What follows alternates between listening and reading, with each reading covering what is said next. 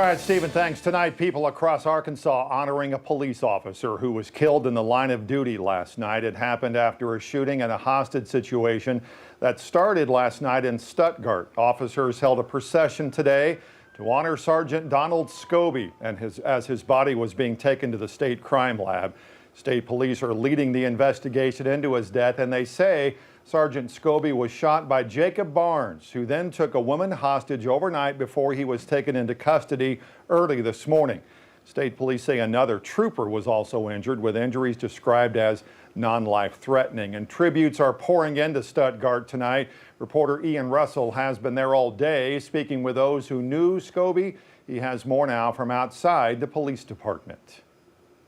Yeah, it's certainly not been an easy day here in Stuttgart, and especially for those who knew Sergeant Donald Scoby closely. They tell me he was a great officer and even greater person, and someone who will be dearly missed. There is nothing closer than a community like Stuttgart. Most everybody knows everybody, and just you feel safe, or I feel safe shopping here. Tight-knit to its core, when something happens, it affects everyone. And unfortunately, this one hits close to home. You have a speeder or somebody run from the police or something like that, but we don't have shootings like this. For Bill Jackson, this is personal. Last night, Sergeant Donald Scoby with the Stuttgart Police Department was shot and killed in the line of duty. A 4-year veteran of the department, he was well known in the community, and to Jackson, he was better known as Scooby. It's a term of endearment, and that's the way it was with him, because he was a good man. Support has poured in from all over the city. Mayor Norma King Strabala put a statement out on Facebook saying in part that, quote, Donald was a dedicated officer, fierce advocate for this community, and a dear personal friend. His love for Stuttgart, his brothers and sisters on the force, and his family and friends will endure and outlast this grief. I hope everyone joins me in praying for his sweet family and our entire police department.